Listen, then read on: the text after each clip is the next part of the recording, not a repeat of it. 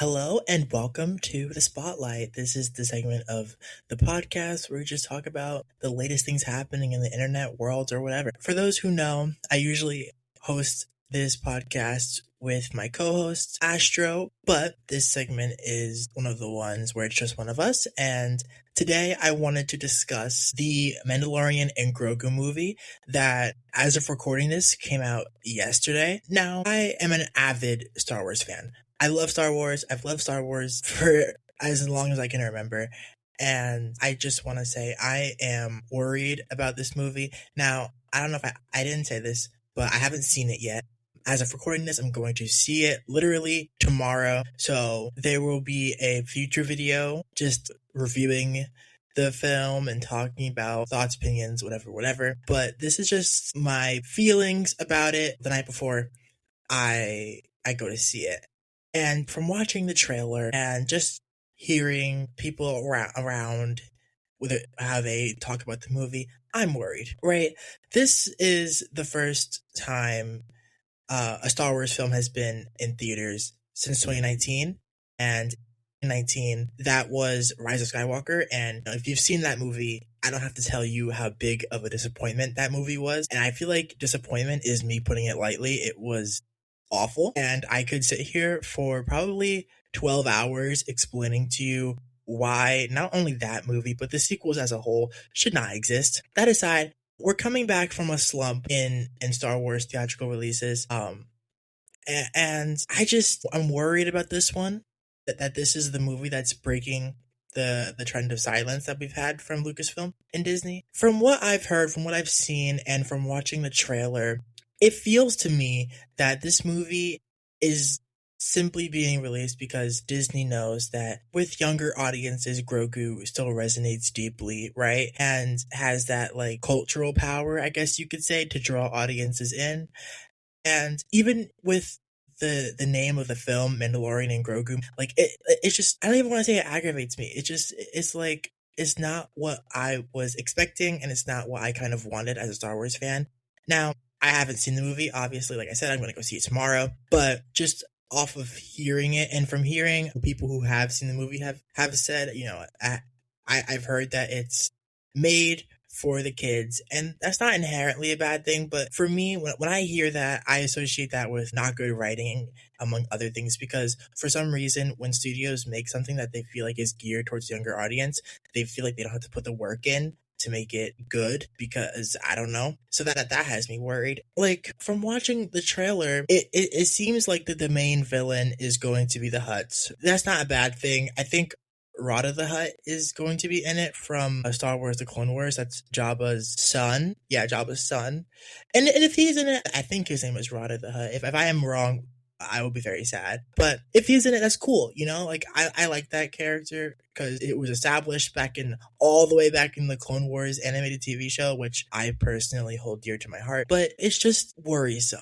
I feel like I know I've said that a lot, and it's just because I feel like I would not be saying half of the things I'm saying if this came out back in the height of the Mandalorian TV show. From what I remember, right, when season 1 of the Mandalorian came out, like, it was everywhere. Like, I couldn't have a conversation with even just like friends who weren't avid Star Wars fans. I couldn't have a conversation with them without the Mandalorian coming up, how the next episode was releasing, and when season 2 came out, it's like, oh, season 2 is releasing, right? The hype around the show, around Grogu and the Mandalorian, was real, and it was there. And if this movie had released around that time, I feel like it would have a much better reception, and people would be really hyped about it. But it just it's too late at this point. Like, it's kind of the Mandalorian Grogu, especially after Mandalorian season 3, and how season 3 wasn't the best by any means.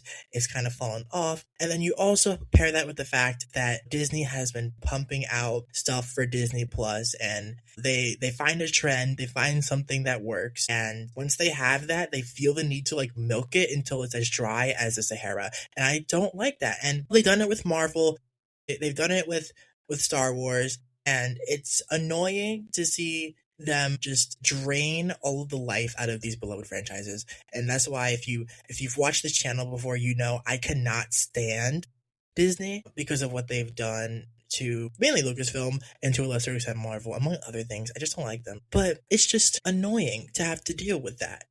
Because excluding the mess that was the sequels, it's so frustrating to have to deal with slop being pumped out just because they want to, that they see something that they believe can make a bunch of money, and so they just pump it out like it's a factory, and it's annoying. Even looking back at the Book of Boba Fett, and I know I'm getting off topic from the movie, but it bears relevance because the Book of Boba Fett, which I remember being so hyped and being so excited for, that series was literally just Mandalorian season 2.5.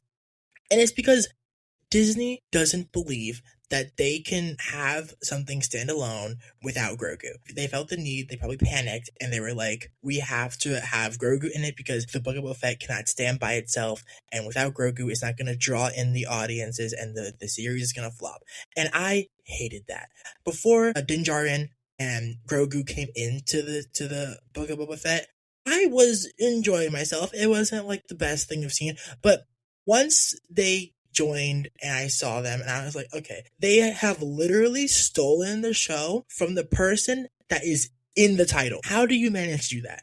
And it's frustrating. I think that's the best way I can describe everything that's been happening that I'm really trying to talk about with the Mandalorian and Grogu movie. I feel like this is like an opening to a larger discussion about how Lucasfilm Star Wars has really fallen off in recent years, and it pains me to say that. It really does. I love Star Wars, but it pains me to say that, and I feel like there is hope. I'm not gonna be like, there's no hope. Star Wars is done. I don't believe that. I don't think anyone really believes that. But what I'm saying is I'm worried. And for me, I am going into watching The Mandalorian and Grogu with a very, very low bar. Now, if it surprises me and if it actually ends up being like a quality, I don't want to say that because I don't believe it's going to be slop. But if it ends up being exceeding my expectations, I will be happy. I want Lucasfilm and Disney to prove me wrong.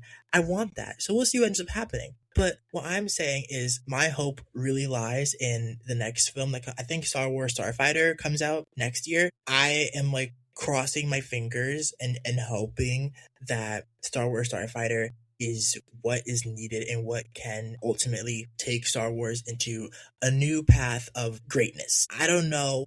I haven't heard really anything about Star Wars Starfighter, but that's just where my hope lies.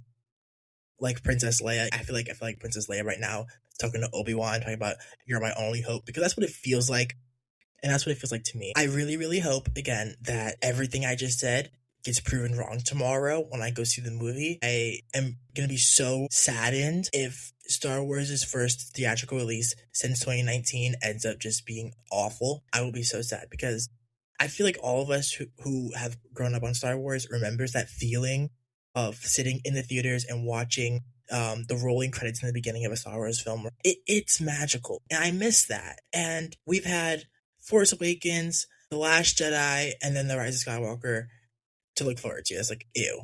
I hated that. Don't even get me started on The Rise of Skywalker. I could talk 4 hours about that god awful movie. I cannot stand it. Really, in my mind, the sequels just don't exist. I feel like we all just had the same like fever dream and it just doesn't exist, right? Right. I feel like this movie encapsulates the state of Lucasfilm perfectly, and we will see how good or how bad it is. But with that being said, I hope you enjoyed. If you stuck around, thank you. This is the first time I've sat down and done like a video like this where I just kind of talk about whatever's on my mind. So if you like that, I don't know, give it a like or something. Thank you. But yeah, that's all. Remember to get your sleep and eat your dinner, and I'll see you next time.